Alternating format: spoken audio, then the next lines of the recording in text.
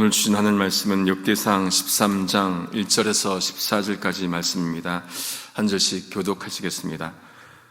다윗이 천부장과 백부장 곧 모든 장수로 더불어 의논하고 이스라엘의 온 회중에게 이르되 만일 너희가 선히 여기고 또 우리의 하나님 여호와께로 말미암았으면 우리가 이스라엘 온 땅에 남아있는 우리 형제와 또 저희와 함께 들어있는 성읍에 거하는 제사장과 레위 사람에게 보내어 저희를 우리에게로 모이게 하고 우리가 우리 하나님의 궤를 옮겨오자 사울 때에는 우리가 궤 앞에서 묻지 아니하였느냐라 하며 뭇백성이 이 일을 선히 여김으로 온 회중이 그대로 행하겠다 한지라.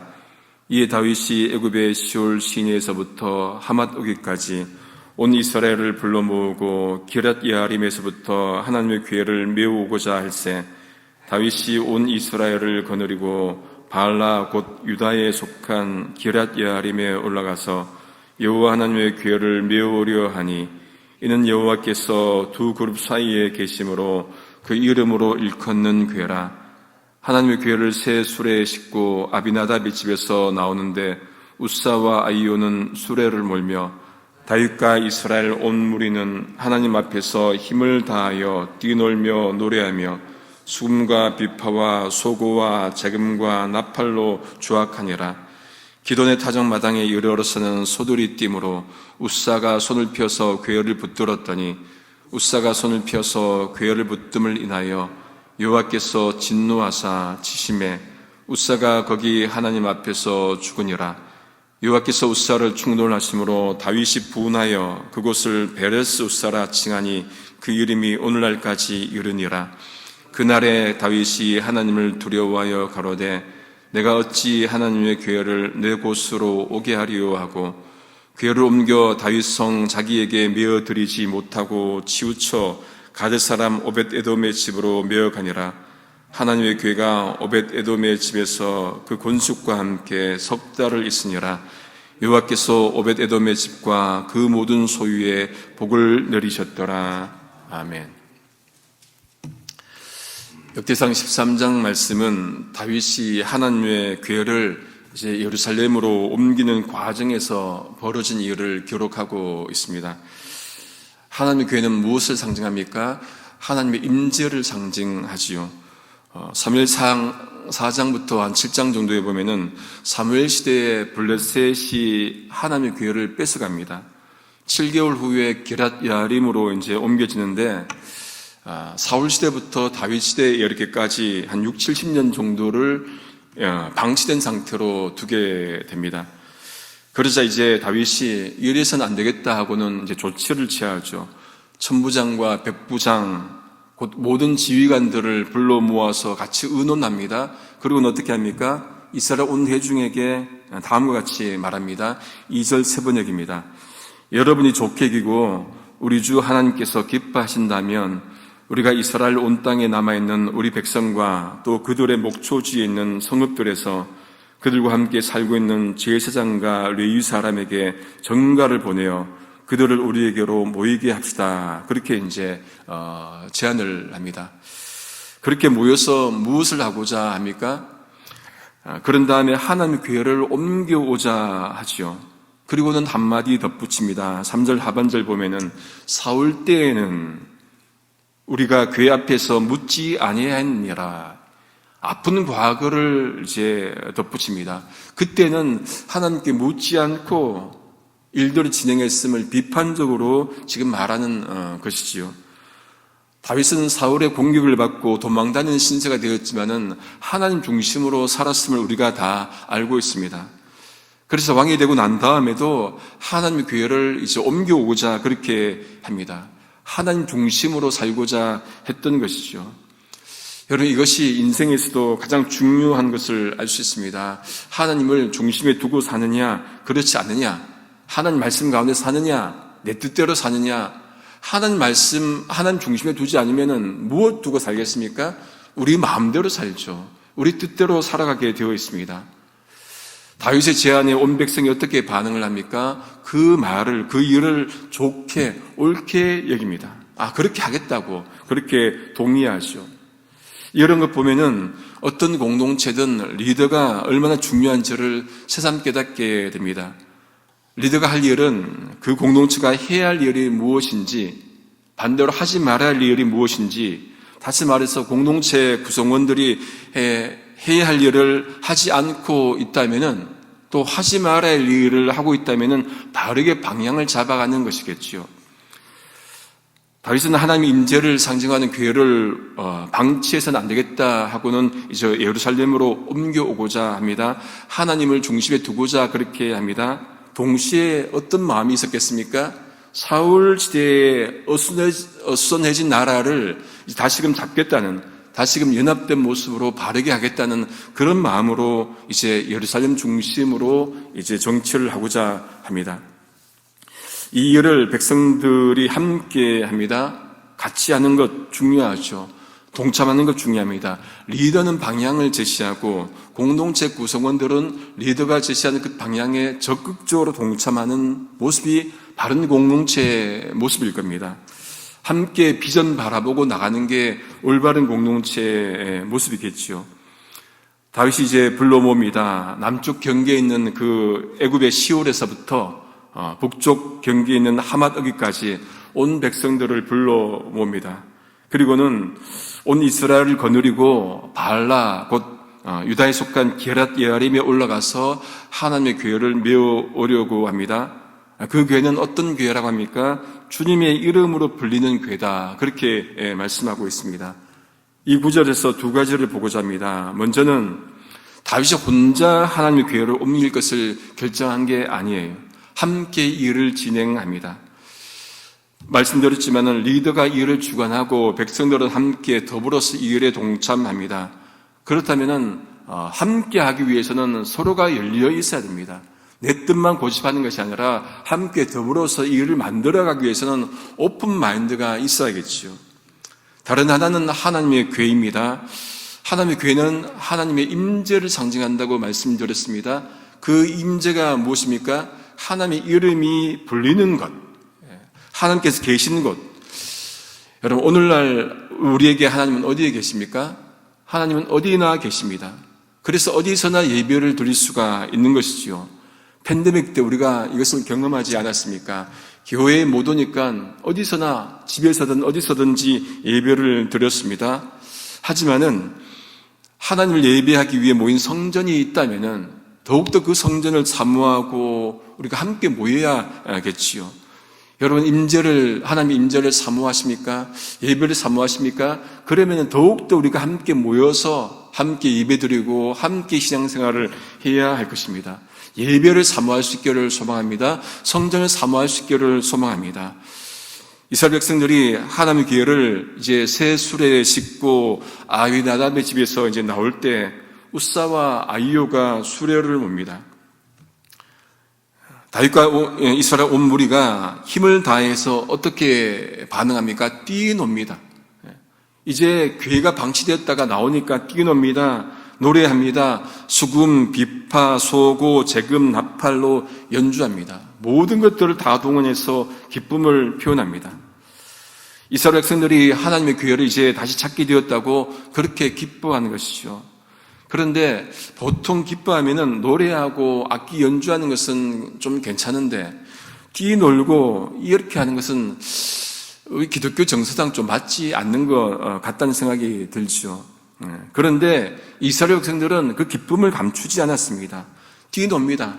나중에 언약궤가 다윗성에 들어갈 때 다윗이 어떻게 합니까? 막 뛰잖아요. 막 뛰니까 누가 그 모습 보고 업신여깁니까? 그 아내가, 그렇죠? 사울의 딸 다윗의 아내 미갈이 그 모습 보고는 업신여긴 거예요. 왜 그렇습니까? 왕이 체면이 없지, 채통을 지켜야 되지. 하나님의 교회가 임재를 의미한다면은 우리에게는 임재하는 이 하나님의 성전, 그렇죠? 말씀이 있고 성경이 있다면은 더욱더 기뻐해야겠죠. 즐거운 마음으로, 기쁜 마음으로 온 마음을 다 표현해서 악기도 사용하고 모든 것들을 다 동원해서 하나님을 기쁘게 해드려야 할 겁니다. 아직까지도 한국에 보면은 악기를 쓰는데 지금 많이 불렸지만은 좀 제한 두는 곳이 있죠. 특히 드럼을 치는 것은 많이 또 제한하고, 그런데 어떤 형태로든 하나님 찬양하고 하나님 높이는 것은 어떤 모습으로든 우리가 다 할 수 있다는 생각을 하게 됩니다. 하나님을 기뻐하고 하나님 안에서 서로 기뻐할 때 춤추며 기뻐해도 괜찮습니다. 하나님 우리 체면을 보지 않습니다. 우리 마음의 중심을 보시는 것이죠. 여러분, 신앙생활에서 기쁨 잃지 않기를 소망합니다. 성경에서 기쁨은 여러분 자주 명령형으로 등장합니다. 해볼래 이게 아니에요. 기뻐하라. 빌립보서 4장 4절 대표적으로 어떻게 명령합니까? 주 안에서 항상 기뻐하라. 명령입니다. 가끔 기뻐하라 이게 아니고 항상 기뻐하라. 다시 말합니다. 내가 다시 말하노니 기뻐하라. 명령이에요. 여러분, 이 사도 바울이 이 말씀을 쓸 때 어디에 있었습니까? 빌립보 감옥에 있었잖아요. 빌립보 감옥에 있으면서 기뻐하라고 명령합니다. 때론 기뻐할 수 없을 상태가 있죠. 그럼에도 불구하고 기뻐하라고 명령합니다. 아무리 우리 삶 가운데 어려움이 있고 아픔이 있고 고난이 있다 하더라도 이 말씀은 정말로 하나님이 우리에게 주신 명령으로 들어야 할 것입니다. 이제 하나님 교회가 기드온 나곤의 타작마당에 이제 도착을 합니다. 갑자기 소가 뜁니다. 어떻게 합니까? 웃사가 그 손을 펴서 궤를 붙듭니다. 그런데 여호와께서 진노하셔서 그를 치십니다. 그가 거기서 하나님 앞에서 즉사하지요. 여러분, 소들이 뛸 때 지금 뭐를 싣고 갑니까? 하나님의 궤를 싣고 가죠. 여러분, 우리 같으면은 궤 떨어지면 좋습니까? 우리 같아도 붙잡았을 겁니다. 그죠? 그런데 이런 일이 벌어진 거예요. 그런데 벌써 경고를 했지요. 민수기 4장 15절 말씀에 보면은 행진할 때에 아론과 그 아들들이 성소와 송소의 모든 기구 덮기를 필하거든 고앗 자손이 와서 맬 것이니라. 그러나 성물은 만지지 말지니 죽을까 하노라. 회막 물건 중에서 이것들은 고앗 자손이 맬 것이며, 그렇게 벌써 경고를 하셨습니다. 그러니까 성물은 어깨에 메고 운반하라 했는데 어떻게 합니까? 어깨에 메지 않고 수레에 싣고 가죠. 이게 문제였습니다. 사무엘상 4장 다시 돌아가면은 이스라엘 백성들이 블레셋과 전쟁을 하는데 패합니다. 그러자 이스라엘 장로들이 하나님의 언약 기회를 실로에서 에베네셀로 옮겨와서는 이렇게 생각하는 거예요. 그것으로 우리들의 원수들의 손에서 구원하게 하자. 그 괴가 있으면은 우리가 구원받을 텐데 그렇게 해서 옮겨오자. 그렇게 이제 합니다. 그런데 그렇게 옮겨왔는데 블레셋에 뺏겨버리죠. 블레셋이 그 괴를 이제 자기 땅에서 여기저기 옮길 때 어떻게 옮깁니까? 그때 옮길 때 수레에 싣고 옮깁니다. 그러니까 수레에 싣고 옮기는 것은 이스라엘 정통이 아니라 블레셋의 방식이었던 것을 보게 됩니다. 또 상당한 기간 동안 옮기지 않았으니까 잊어버린 거예요. 이렇게 해서 수레에 싣고 온 것도 문제지만 만진 것도 더 큰 문제를 일으킵니다. 그랬더니 하나님께서 웃사를 충돌, 곧 어떻게 합니까? 곧 찢으셨다, 죽이셨다. 이 일로 다윗이 화를 냅니다. 그래서 그곳을 베레스 웃사, 하나님께서 웃사를 치셨다, 그렇게 말씀을 합니다.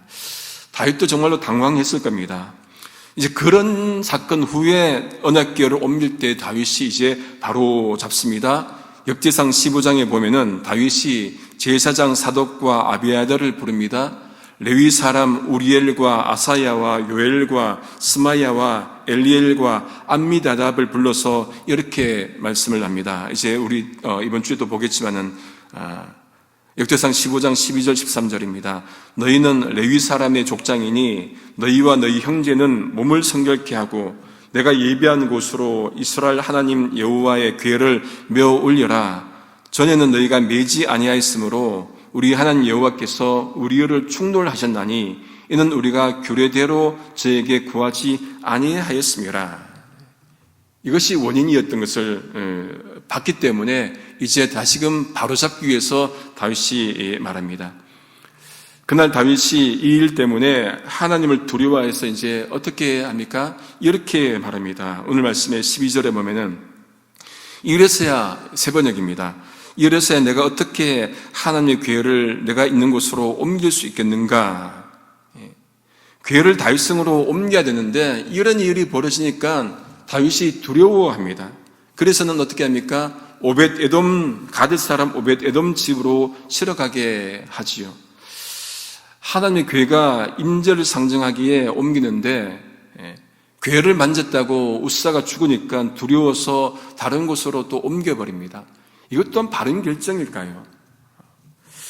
하나님의 괴가 가뎃 사람 오벳에돔으로 집으로 옮겨가는데 이 오벳에돔은 누구입니까? 두 가지 해석이 가능하더라고요. 가드는 블레셋 땅이기에 블레셋 사람일 수 있고, 또 하나는 역대상 15장에 여럿 나오는 성전 봉사자 중 레위 사람일 수 있다, 그렇게 나옵니다. 이제 하나님의 괴가 오벳에돔 집에서 그들과 함께 석 달을 있습니다. 하나님께서 어떻게 합니까? 그 집과 모든 소유의 복을 내리십니다. 원래는 갈 계획이 없던 곳이었는데 갑자기 가게 되었잖아요. 근데 그 집에 복이 임한 거예요.